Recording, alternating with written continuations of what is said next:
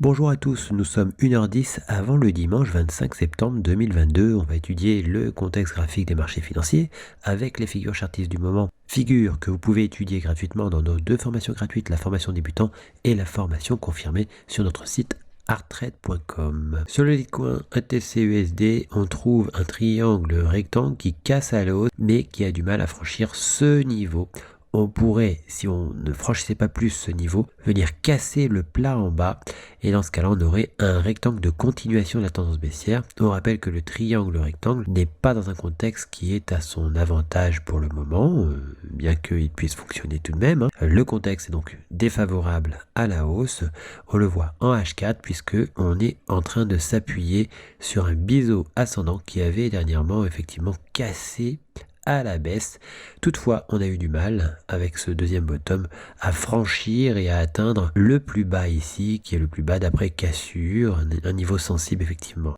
On pourrait donc effectivement réintégrer le biseau ascendant, ce n'est pas impossible, mais on peut toujours effectivement prendre appui dessus. On s'aperçoit que le triangle rectangle qu'on a constaté en M30 se trouve aux alentours de ce niveau sensible, cette ligne mauve qu'on a eu du mal à franchir, qu'on a réintégré le dessus effectivement, mais on vient buter contre le biseau bleu. On se rappelle qu'il y a toujours le triangle symétrique vert qu'on n'a pas réussi à invalider encore pour le moment et qui pourrait très bien fonctionner jusqu'à ces objectifs chartistes, ce qui contrecarrerait par contre le biseau bleu. Le contexte reste favorable à la baisse malgré tout. Sur le BTC USD, on trouve aussi en M30 une figure qui casse pour retourner la tendance très marquée baissière et effectivement on n'est pas dans un contexte favorable à la baisse mais il peut toujours y avoir un retournement. Le triangle rectangle avec 1 point, 2 points, 3 points, c'est une petite incursion ici, eh bien casse à la hausse très timidement pour l'instant, on verra si cela s'affirme ou pas. On rappelle que sur le BTC USD, eh bien on a eu du mal à franchir le plus bas d'après cassure de la ligne marron, puisqu'on est revenu dessus et qu'on est reparti, donc une répulsion. Cette ligne marron est la ligne du coup d'une épaule tête-épaule, H4 donc, et on pourrait donc remonter sur ces niveaux avec une difficulté à la franchir. On a toujours l'objectif du biseau ascendant qui par contre est baissier. On voit bien effectivement l'obstacle de la ligne du coup, on a vraiment du mal à la franchir pour l'instant. Le triangle que l'on a repéré donne un objectif sur son plus haut ici qui correspond au haut de l'épaule droite de l'épaule tête-épaule inversée. Toutefois, eh bien, malgré tout, le drapeau bleu a toujours des objectifs baissiers et on pourrait simplement aussi créer une fausse cassure du triangle M30 pour repartir à la baisse. Donc prudence, prudence. Nous sommes dans un niveau d'incertitude et dans un niveau d'interrogation de marché non négligeable. On l'a vu avec tout ce qui se passe actuellement, les chutes sur les indices, les matières premières, les différents marchés. C'est particulier avec les banques centrales qui ont réagi. On voit par exemple la banque centrale du Japon qui avait annoncé un changement qui n'a pas eu lieu depuis 1998. Donc il y a des changements notoires. Grosse prudence à avoir. En plus on est dans un week-end avec le référendum dans les différentes régions d'Ukraine qui sont donc des républiques autoproclamées et qui font des référendums actuellement. Sur l'Ethereum, on trouve aussi des petites figures, donc en M30, une épaule, tête-épaule, même s'il y a une incursion ici, 1 point, 2 points, 3 points sur la ligne du coup, 4 points, tentative de cassure, on avait cassé avant un biseau d'élargissement descendant, 1 point, incursion, 2 points, 3 points, 1 point, 2 points, 3 points, et même si une petite incursion ici, biseau d'élargissement descendant donc, qui casse à la hausse.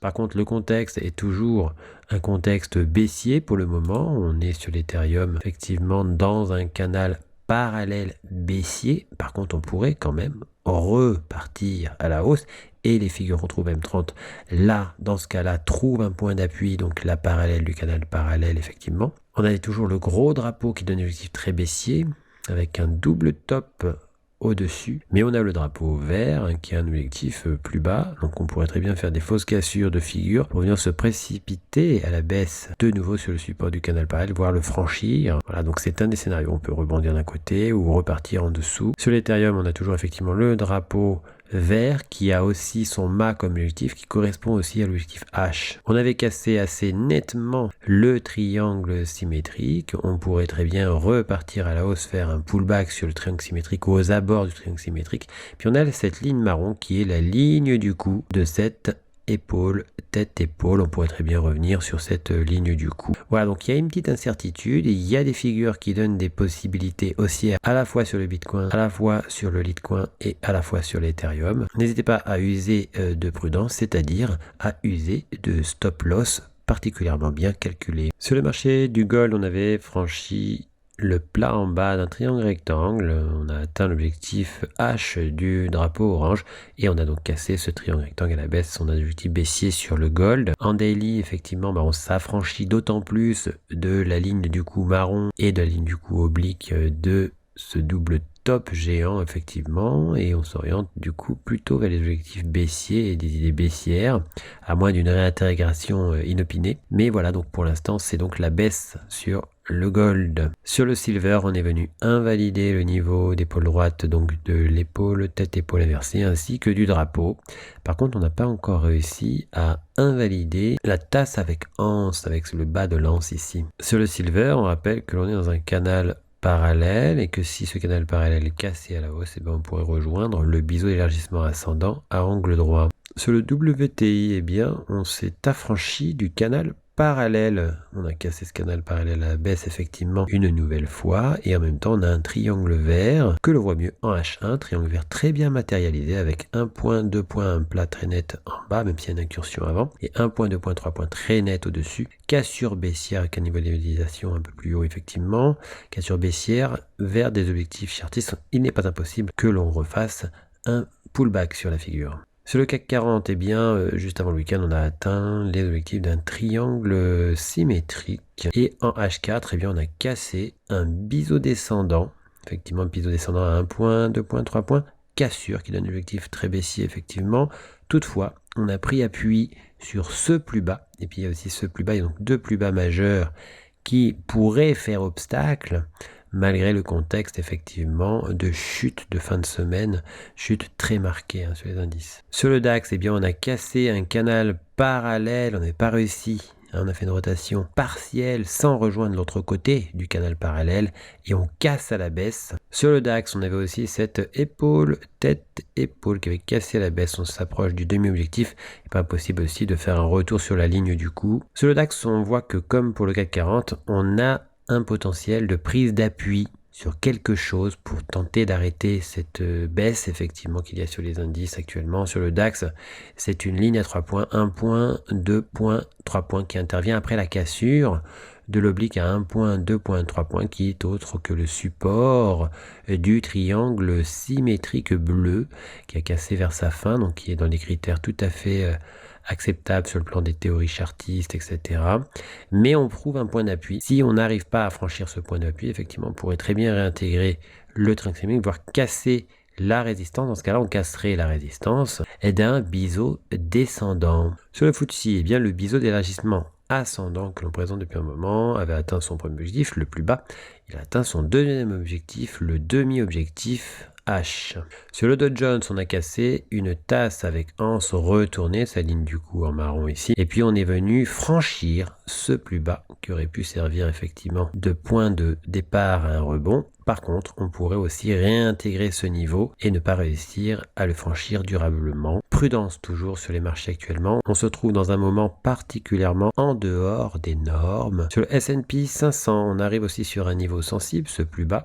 On pourrait éventuellement prendre appui dessus pour tenter d'endiguer la chute. On avait cassé aussi une tasse avec anse retournée. Sur le Nasdaq, on s'oriente vers l'objectif du biseau d'élargissement ascendant, qui est donc ce plus bas et qui correspond à l'objectif maximal de l'épaule tête-épaule qui avait tout en haut. A noter qu'on a cassé un canal parallèle bleu qui donne des objectifs chartistes de toute sa hauteur reportée à la cassure. Sur ce Nasdaq, on pourrait s'orienter vers les objectifs chartistes de l'ancien double top de continuation. On avait sa ligne du coup en marron ici. Il y avait aussi le biseau d'élargissement descendant à angle droit. On est repassé sous la ligne oblique, sous la ligne du coup du double top. On arrive sur ce plus bas qui sera le plus bas sensible effectivement avant d'arriver éventuellement à l'objectif H du double top de continuation et l'objectif H du biseau d'élargissement descendant angle droit. Sur l'euro dollar, on a franchi la parallèle à la résistance de ce triangle symétrique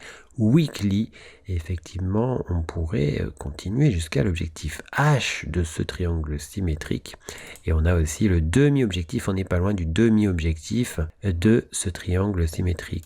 En H1 sur l'euro-dollar, on s'oriente vers l'objectif H du deuxième drapeau, le mauve. On avait un premier drapeau, le jaune. Toujours en H1, on s'aperçoit qu'il y a aussi un biseau d'élargissement symétrique qui a cassé à la baisse tout récemment. On pourrait très bien faire un pullback dessus d'ailleurs. Et on a des objectifs baissiers effectivement sur ce biseau d'élargissement symétrique très bien matérialisé. Sur l'euro JPY, ça y est, on a fait l'objectif. On avait rasé l'objectif H, on a fait l'objectif H de l'épaule, tête-épaule. Sur le GBP AUD, on a fini par casser le plat ici du biseau d'élargissement ascendant angle droit qu'on vous avait donc signalé depuis un moment. Et on s'oriente vers son objectif H. On a fait entre-temps l'objectif H du drapeau rose. Ce drapeau rose et le plat du biseau d'élargissement ascendant, formait un pullback sur le rectangle de continuation. On s'oriente vers l'objectif du rectangle de continuation. On a fait l'objectif H du triangle rectangle. Sur le GBP USD, on a franchi un plus bas qui laisse place à une chute notoire. Il n'y a plus de plus bas, il n'y a plus grand chose effectivement pour arrêter la chute. On n'a pas d'autre analyse que simplement une chute toute droite. Sur l'euro CAD,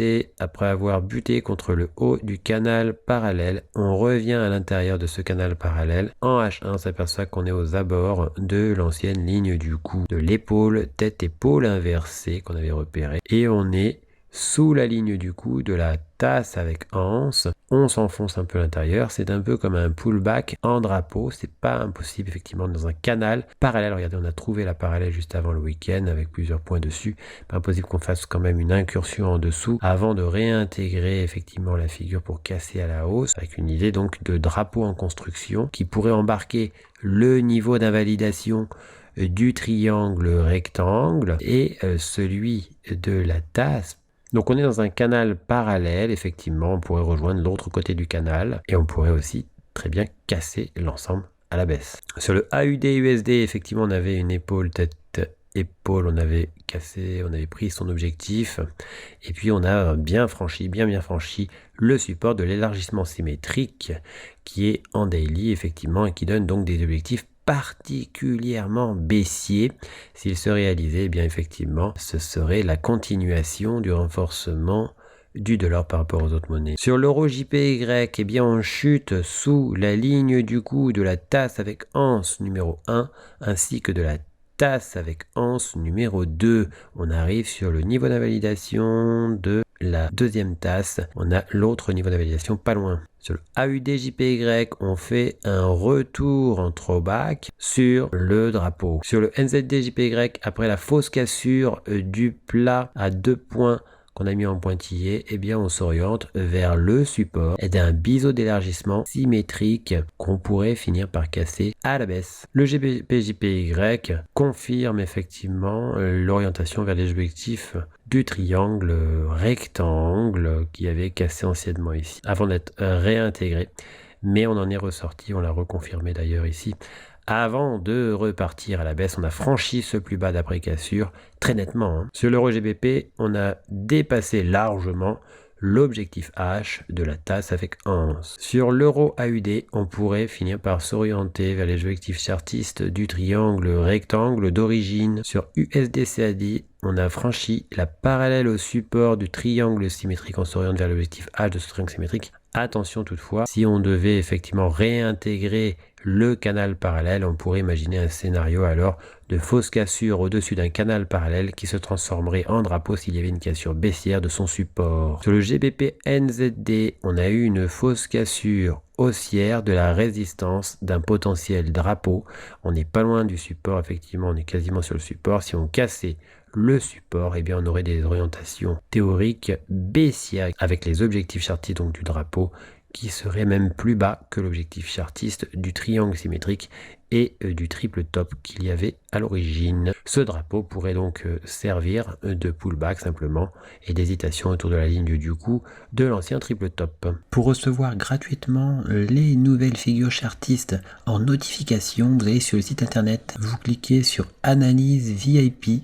Une fois que vous êtes sur Analyse VIP, vous cliquez sur S'abonner et puis vous n'aurez plus qu'à vous inscrire. Ici, vous mettez un mail, un mot de passe, vous indiquez que vous n'êtes pas un robot et vous mettez s'inscrire. Vous serez alors abonné, vous recevrez toutes les notifications des nouvelles figures trouvées, que ce soit les figures chartistes ou les figures harmoniques. Figures que vous pouvez étudier gratuitement dans nos 2 formations gratuites, le niveau débutant et le niveau confirmé. On a encore 3 autres niveaux qui eux sont payants. En cliquant sur figures chartistes, vous arrivez sur la liste des figures chartistes du moment que l'on a posté. Vous retrouvez aussi les vidéos concernant les analyses chartistes du moment. N'hésitez pas à venir aussi nous découvrir sur notre blog, tout en haut ici, blog. Vous y trouverez nos derniers posts, les défis Hard Trade, ainsi que toutes les nouvelles Hard Trade. À bientôt sur notre site hardtrade.com.